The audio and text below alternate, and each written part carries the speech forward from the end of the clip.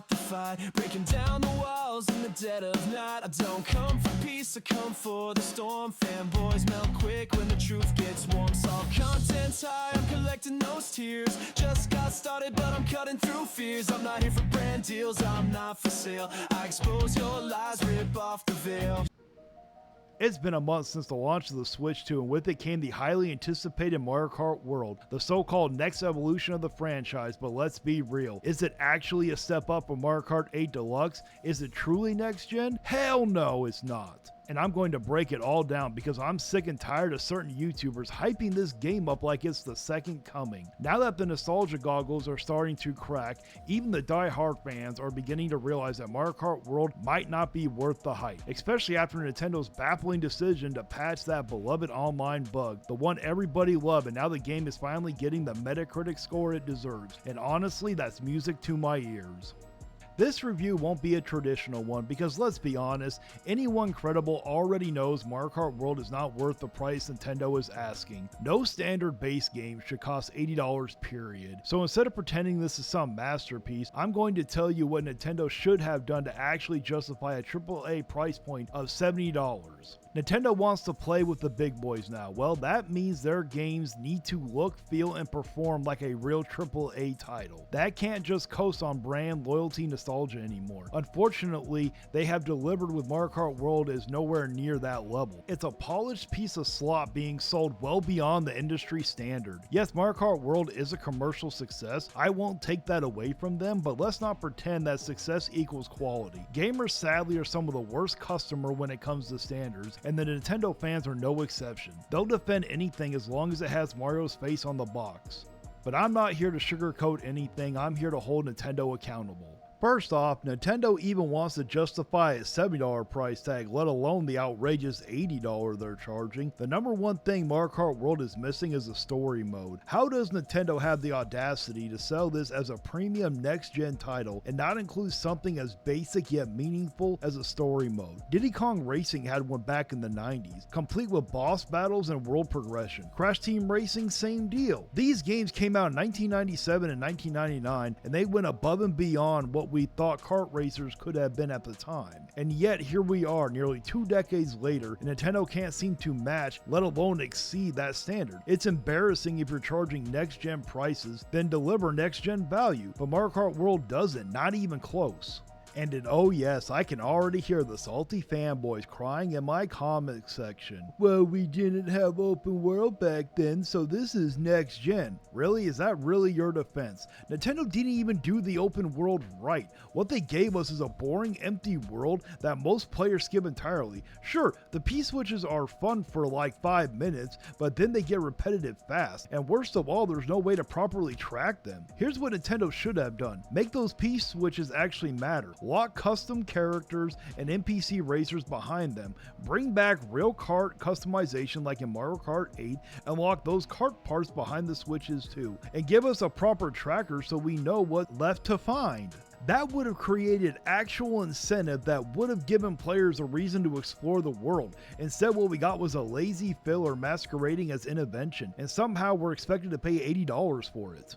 And when it comes to the roster, let's be honest, half of those characters nobody asked for. Nobody cared about the random NPCs they threw in. You're meaning to tell me we got those instead of the legends like Diddy Kong, Funky Kong, Dry Bowser, Donkey Kong Jr., Dixie Kong, Metal Mario, and so many more? But I think we all know what's going on here. Nintendo's probably saving those fan favorite characters just to lock them behind a paywall later. Yay, thanks Nintendo, you are so amazing. Instead of giving us a loaded base roster worthy of that $70 price tag, they're drip feeding the good stuff, probably through overpriced DLC, while pretending like what we got is good enough. Spoiler, it's not. What they should have done was give us those legend characters that we all know and love, and not the NPCs.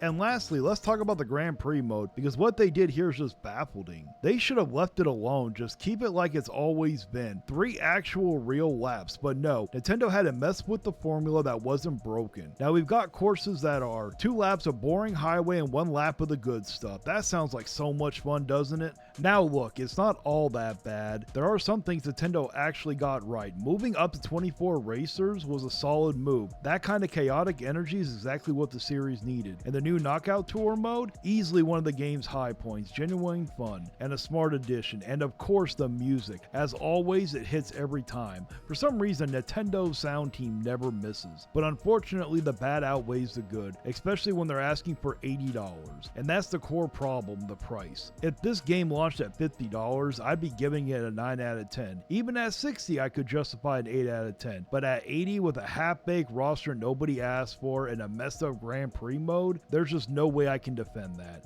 As it stands, Mario Kart World is a 6.5 out of 10, barely above average. It had potential, but Nintendo dropped the ball, and I already know the salty fanboys are gonna flood my comment section. Come at me, I'm not scared of the smoke, and you can try to change my mind. Now, believe it or not, I actually love Nintendo, and that's exactly why I'm saying this, because real fans hold the things they love to higher standards, not lower ones. As Nintendo fans, it's okay to expect more. We shouldn't just go along with the crowd saying, well, it's good enough. That mindset is exactly how we end up paying more for less. Let's be real, we didn't ask Nintendo to raise the prices. They did that on their own. They're the ones calling this next-gen experience. Well, guess what? If you raise the price and you market it as next-gen, then the quality better go up with it. That's not toxic. That's not hating. That's just called having standard. I know it's tough to say this out loud because there's a huge wave of Nintendo fans who act like it's blasphemy to criticize their precious Nintendo. But the time to speak up is now. Because if we don't demand better, if we keep letting them slide, we're going to keep getting these overpriced, half-baked, mediocre releases dressed up as premium experiences. And they'll keep doing it because we'll keep buying it. So I'm saying what needs to be said. And also remember that most gamers can't sit here and afford these terrible price points. So if we just keep buying these games, accepting these half-baked, lackluster games like Nintendo just pushed out with Mario Kart World, it's going to ruin it for everybody else. So if we don't stand and fight, then it's just going to get worse from here on. And now it's time to read off the members of the channel. We got Koros Objective, Maximilian Pegasus 88, Mattfox94, Watari, Shade Milkman, Oh No is Justin, Brian Payne, Jay Wesby 65, Andy Ritz, C-Stars Piplup. Thank you so much for becoming part of the crew. And if you truly enjoy this content, why don't you think about becoming a member? It's only $1 a month. You get special emotes, badges, and you get a shout out at the end of each video until it becomes too long, and then it'll be turned into a credit roll. And also, I got an awesome merch lined up for you guys. I got amazing shirts, hoodies, I got coffee mugs, I got desk mats, I got a bunch of different kinds, so why don't you check it out also. And please like, share, and subscribe. And until next time, guys, stay vigilant. You can cry in the comments, but you won't survive. Like and subscribe if you feel that vibe. We're hunting